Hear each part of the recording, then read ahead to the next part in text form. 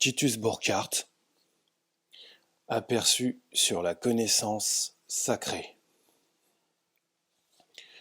Chapitre: le prototype unique. Remarque préliminaire. Le Cheikh Ahmed ben Mustafa ben Aliwa, également appelé le Cheikh El-Alawi, et qui mourut à Mostaganem le 11 juillet 1934, n'est pas un inconnu pour la plupart des lecteurs des études traditionnelles, grâce à un article nécrologique paru la même année dans le numéro d'août-septembre de cette revue.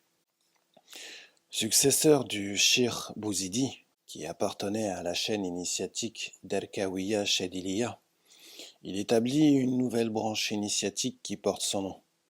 La sainteté du maître Alawi fit affluer vers lui des disciples venus de presque tous les pays de l'islam, et sa parole eut une portée considérable tant par de magistrales attaques contre le modernisme que par l'audace fulgurante de traités et poèmes soufiques qui provoquèrent l'admiration et la reconnaissance des uns et l'indignation des autres.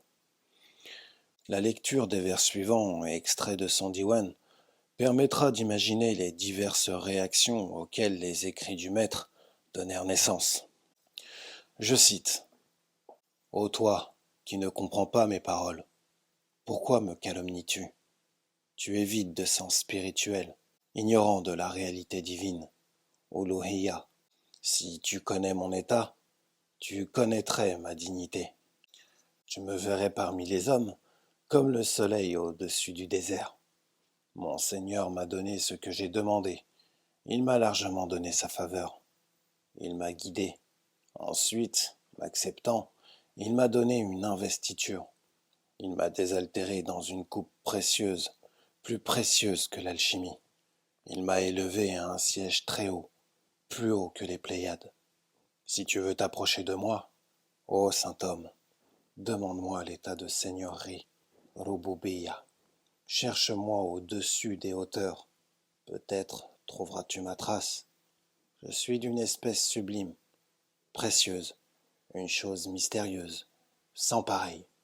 Je suis un trésor rempli. Toute chose est latente en moi. » Fin de citation. Parmi les Européens reçus par le Cheikh Alawi, certains lui parlèrent de la philosophie de Bergson, et ayant remarqué que le maître prenait en ces occasions divers énoncés bergsoniens comme point de départ pour le développement de considérations métaphysiques, les visiteurs estimèrent que ce mystique, entre guillemets, musulman, n'était pas très éloigné des vues de l'auteur européen. Malentendu en quelque sorte classique. En effet, quand on cite à un oriental d'élite des fragments d'une philosophie quelconque, il est aussitôt porté à voir là non pas un système clos de raisonnement, mais simplement des allusions relatives à une vérité transcendante, comblant alors les lacunes qu'il croit devoir attribuer uniquement à l'exposé maladroit de son interlocuteur. Il transpose immédiatement les conceptions philosophiques sur un plan supérieur et entièrement étranger aux intentions de leur auteur. De tels malentendus se produisent d'autant plus facilement que l'interlocuteur européen, traduisant des conceptions modernes et occidentales dans une langue orientale, qui est toujours incomparablement moins étroitement déterminée qu'une langue d'Occident, fait dès le départ de fausses assimilations.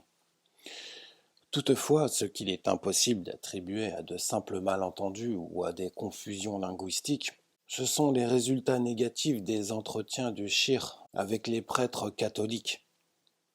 Ouvrez les guillemets.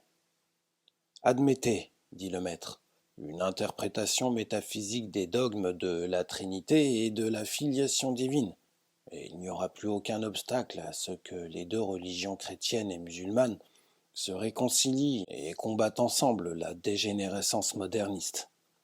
Fermez les guillemets. Il eut pour réponse, ouvrez les guillemets, vous demandez que le catholicisme se suicide? Fermez les guillemets. Faut-il en conclure simplement que le cheikh Alawi n'avait pas pu se faire entendre des représentants qualifiés de l'Église? Quoi qu'il en soit, ces efforts répétés restèrent sans écho. Nous allons soumettre dans des traités métaphysiques du Cheikh Ahmed Ben Mustafa Ben Aliwa. Pour en faciliter la bonne compréhension, deux dessins la précéderont. L'un représentant la Bismillah, au nom d'Allah, formule par laquelle débute le Coran, l'autre les deux premières lettres de l'alphabet arabe, Alif et Ba. Un traité du sens de l'état d'enveloppement des livres célestes dans le point sous le bas du Bismillah, par le connaissant par Allah, le maître parfait, le pôle Ahmed Ben Mustafa Ben Aliwa, El Mustaganemi. Qu'Allah nous fasse participer à la surabondance de ses influences spirituelles. Amin. Avant-propos. Le prophète, sur lui la bénédiction et la paix, dit, j'ouvre les guillemets, celui qui passe sous le silence une science qu'il connaît est retranché de la foi. Imen, entre parenthèses.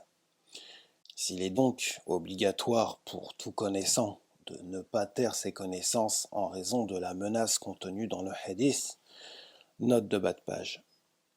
Une sentence du prophète transmise en dehors du Coran. Tout hadith est considéré comme inspiré par Allah, que ce soit un hadith qudsi, en lequel Allah parle à la première personne, ou un hadith nabawi, en lequel le prophète, en tant qu'homme, parle à la première personne. Retour au texte. Celui qui connaît n'est pourtant obligé de vulgariser toute science, car il est des connaissances dont la vulgarisation n'est permise que sous le voile d'une expression indirecte, telle par exemple le symbolisme qui fait le sujet de notre épître, afin que les intelligences soient tenues à distance et qu'il ne leur soit pas possible de s'approcher de la connaissance autrement que par la voie de l'intuition. Imen, entre parenthèses. Et cela dans l'intérêt de leur propre intégrité, car étant donné la faiblesse du corps et la limite de la compréhension, qui pourra supporter de voir contenu dans le point du bas, tant littéralement qu'idéalement, l'ensemble des livres révélés, avec tous les contrastes dus à leur contingence. Sans doute, celui qui est voilé vis-à-vis d'Allah sera plus enclin à rejeter qu'à adopter pareille perspective. Aussi est-il indispensable d'exprimer ces vérités à mots couverts. Car suivant certains hadiths, le prophète, sur lui la bénédiction et la paix, dit, j'ouvre les guillemets, il y a un côté de la science qui est comme une forme latente que connaissent seuls les connaisseurs d'Allah, et s'ils la révèlent, ceux qui négligent Allah la rejettent. Fermez les guillemets. Or, il ne faut pas que celui qui est doué s'oppose précipitamment à ce qu'il peut entendre des paroles essentielles issues de la bouche des connaisseurs d'Allah et qu'il se joigne ainsi à ceux mentionnés dans la seconde partie du hadith précité. Cependant, comme le but du symbolisme que nous allons exposer est la connaissance de l'unité, telle qu'elle est propre à l'élite, nous ne saurions éviter de poser explicitement quelques prémices nécessaires à l'entendement, facilitant ainsi au cœur une synthèse du sens extérieur et du sens intérieur. Ouvrez les guillemets, et c'est lui qui est puissant de les unifier, s'il le veut. Fermez les guillemets. Note de bas de page. Les citations sans parenthèse en italique sont les versets du Coran. Retour au texte. Chaque fois que nous donnerons à quelque chose un nom étrange, cela sera dû aux exigences du symbolisme. Ne te laisse donc pas abuser par le sens médiat, sous peine que ne t'échappe le profit de ce que nous allons montrer. Et en vérité, nous t'apportons une grande prophétie. Sois donc ouvert à ce qui te vaudra l'immersion spirituelle. Sors de la détermination, va vers l'universel. Peut-être concevras-tu ce qui est dans le point, ce que ne conçoivent pourtant que les connaisseurs, et qui n'est atteint que de celui qui est doté d'une grâce immense. Chaque fois que nous mentionnerons Adam, que la paix soit sur lui, Nous entendrons par lui la descente du principe vers le monde inférieur. Et nous entendrons par monde inférieur Dunya, entre parenthèses, l'état de non-manifestation des existences, dans les mystères des qualités et des noms. Et nous entendrons par qualité la manifestation du principe à lui-même lors de son premier état de révélation, et par nom la manifestation des qualités à lui-même lors du deuxième état de révélation. Note de bas de page. Tajalli, ces expressions se réfèrent à la théorie de la révélation, ou manifestation successive de la quiddité suprême. On doit toujours avoir présent à l'esprit que révéler, entre parenthèses, signifie à la fois voiler ou dévoiler, en tant que le principe se manifeste en mode principiel. Il est non manifesté du point de vue de l'individu, et inversement en tant qu'il se manifeste par des formes. Il est non manifesté du point de vue principiel. Retour au texte. Le premier état n'est au fond que le second même. Ils sont également appelés primauté et ultimité, ou aussi zuhur et buttun. Note de bas de page. Zuhur signifie apparition, manifestation, et buttun a le sens d'intériorité, non-manifestation. Al-batn est le ventre. Retour au texte. Or, son zuhur est dans son buttun, et son commencement dans sa fin. C'est à ce sujet qu'il est dit « Il n'y a pas de négation et pas d'affirmation ». Note de bas de page. On appelle négation, entre guillemets, et affirmation, entre guillemets, les deux parties de la shahada. Il n'y a pas de divinité, et si ce n'est la divinité. Retour au texte. Car il est en vérité quiddité en quiddité. Note de bas de page. C'est-à-dire qu'il n'est ni manifesté ni non manifesté, mais il est quiddité parfaitement homogène, à la fois quiddité en tant que contenant et quiddité en tant que contenu. Retour au texte. C'est cette quiddité que l'on désigne dans le langage des initiés par l'unité de la connaissance, wahdatu shuhud, et que l'on représente dans ce vénérable symbolisme par le point. C'est d'elle que jaillissent toutes les existences, suivant l'ordre qu'exigent les qualités et les noms. Chaque fois que nous mentionnerons le point, nous entendrons par lui le mystère de la quiddité sainte, nommé l'unité de la connaissance. Chaque fois que nous mentionnerons le alif, nous entendrons par lui l'unicité de l'être, que l'on désigne aussi par la quiddité impliquée dans la seigneurie, rububiyyah, entre parenthèses. Et chaque fois que nous parlerons du bas, nous entendrons par lui le dernier état de révélation, également appelé le grand esprit, ruh, entre parenthèses.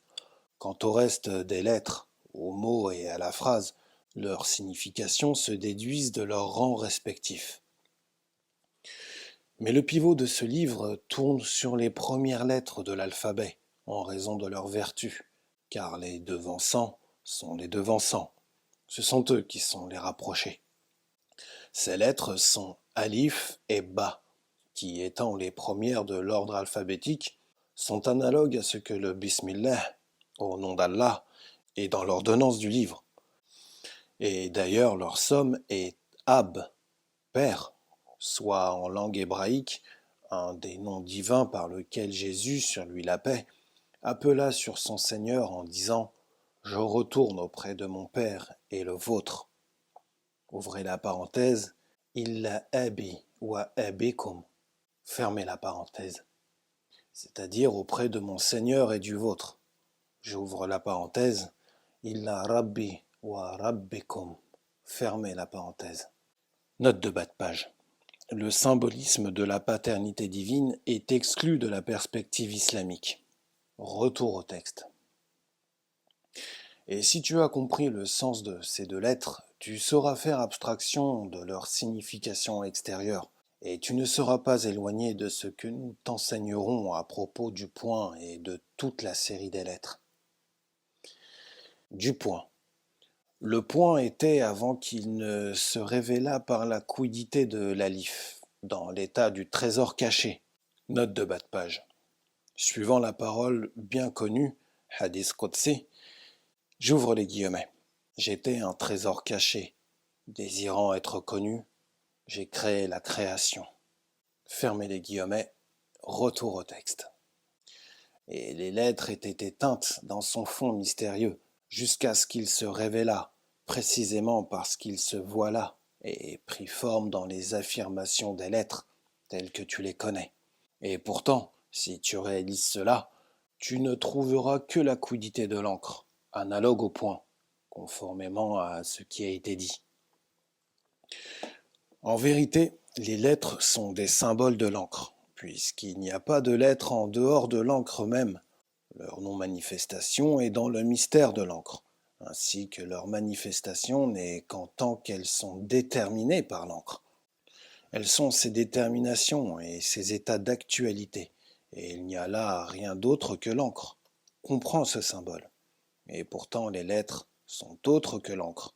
Ne dis pas qu'elles sont identiques à l'encre, sous peine d'erreur, ni que l'encre est identique aux lettres, ce qui serait absurde, car l'encre était avant que ne fussent les lettres, et elle sera encore quand aucune lettre ne sera plus.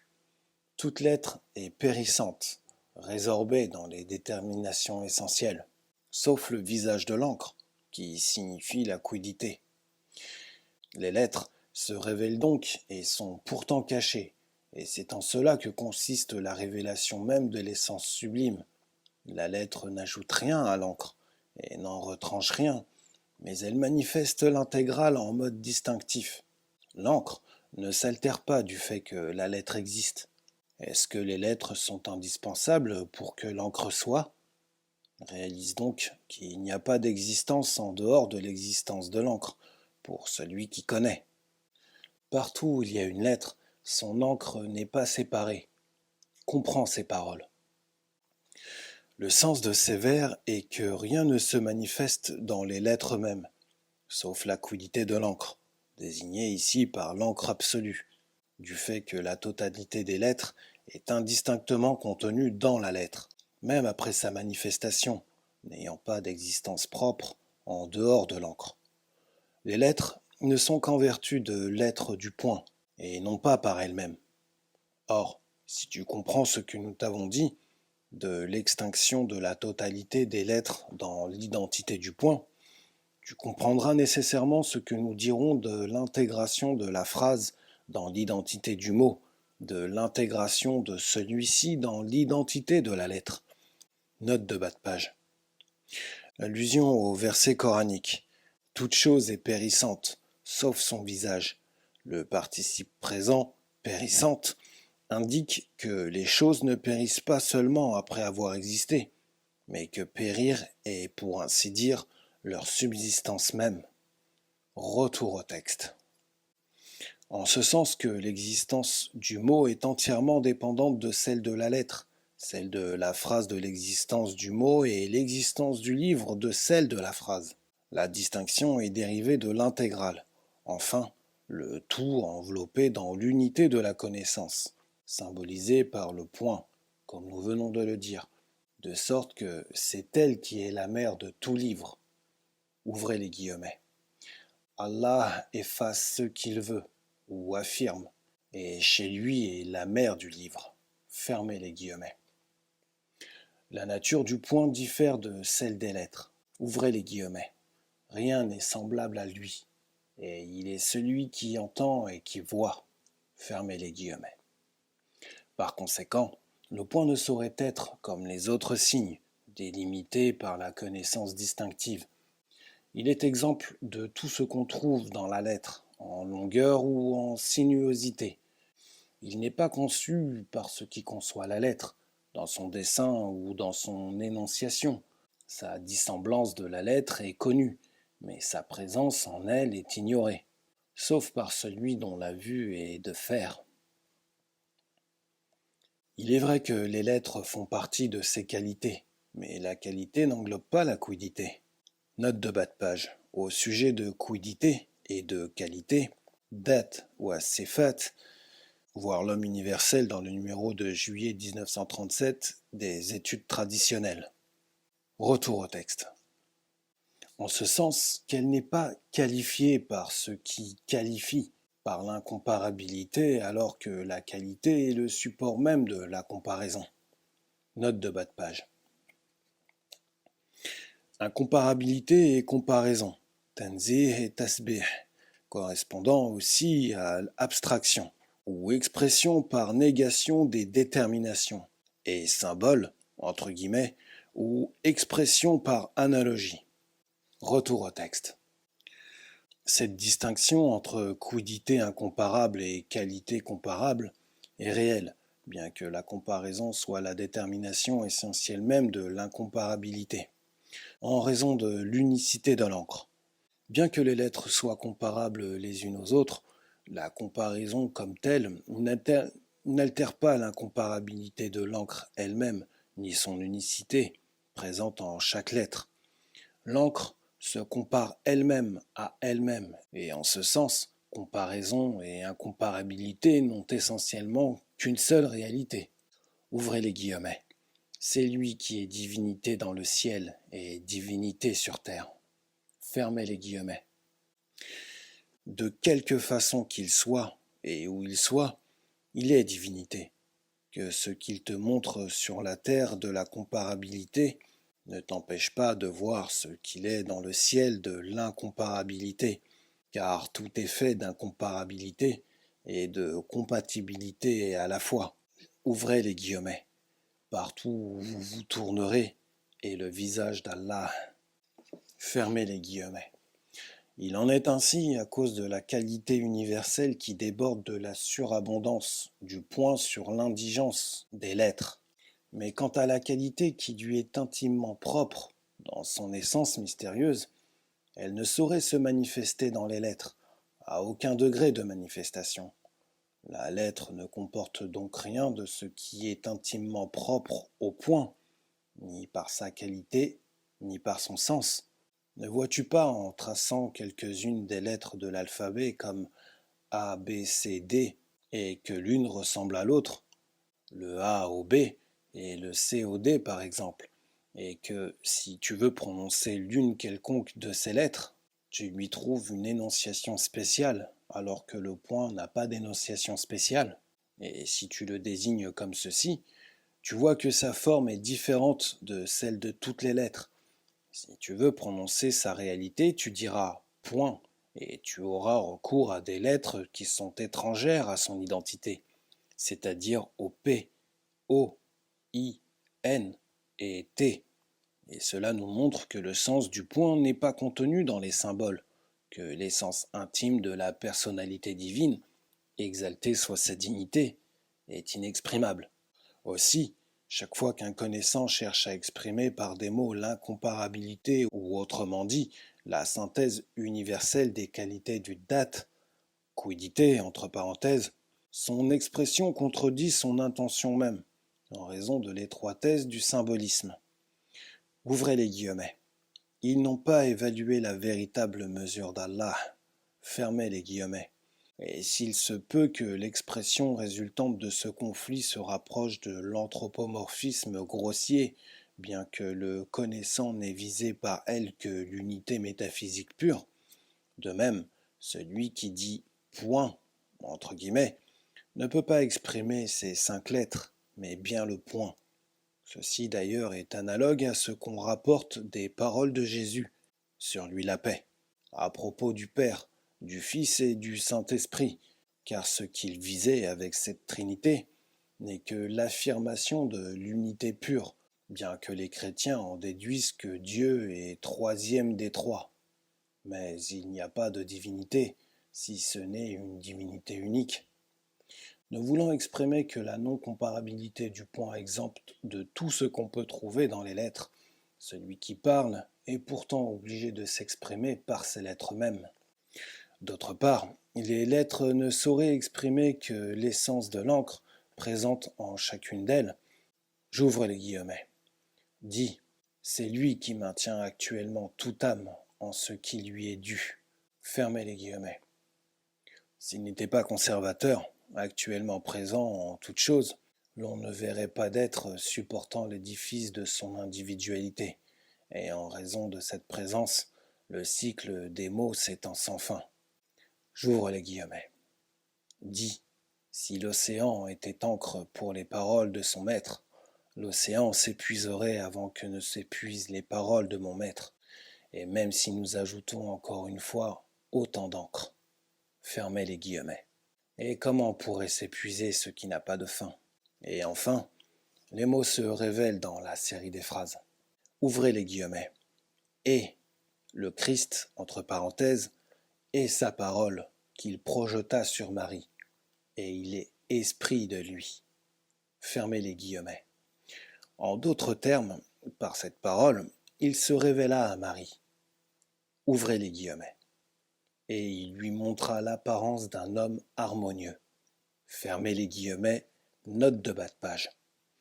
L'annonciateur Gabriel, la naissance du Christ, fait partie des dogmes islamiques. Retour au texte. Toute phrase est donc dérivée du mot. Le mot est un symbole de sa révélation par lui-même. La phrase est un symbole de sa révélation par sa créature à sa créature. La phrase est donc dérivée du mot, ainsi que le mot est dérivé des lettres, comme les lettres le sont du point qui, lui, est le secret englobant le tout. Ouvrez les guillemets, Allah est englobant toute chose. Fermez les guillemets. Donc, si tu sais déduire du point, tu ne percevras aucune chose sans trouver Allah auprès d'elle, et tu sauras que c'est le point qui se manifeste par toute forme, tout édifice, toute image et signification. Et quand nous disons que, d'une part, le mot est dérivé des lettres et que, d'autre part, le mot n'est au fond rien sinon le point même, c'est que, dans un cas, nous avons envisagé l'existence conditionnée du mot et, dans l'autre cas, son être principiel. Et de cette apparente contradiction, il a été dit en vers que le point était dans son non-être principiel, où il n'y a ni distinction ni union, ni avant ni après, ni largeur ni longueur, et que toutes les lettres étaient éteintes dans les lettres, malgré la divergence de leur contenu. Quant à l'extinction des livres dans les lettres, quiconque a la moindre intuition peut la sentir, car dans le livre et sur toutes ses pages, on ne trouve que les 28 lettres qui se révèlent en tous les mots et supportent toutes ces multiples significations jusqu'au, ouvrez les guillemets, qu'Allah hérite la terre et ce qui est sur elle, fermez les guillemets, et, ouvrez les guillemets, vers Allah retournent les commandements, fermez les guillemets, ce qui indique que les lettres retournent à leur centre principiel, où il n'y a rien, sinon la quiddité du point. Enfin, sache que le point était dans son non-être, dans l'état de l'extinction des lettres dans sa quiddité, et que la langue de chaque lettre demandait ce qui correspond à sa réalité propre, en fait de longueur, hauteur ou autre, et par conséquent, les motifs du discours s'agitèrent, conformément à ce qu'exigent les qualités du point, latente dans sa quiddité, et ainsi fut déterminé le premier état de révélation. Ahmed ben Mustafa ben Aliwa, traduit de l'arabe et annoté par Titus Burckhardt.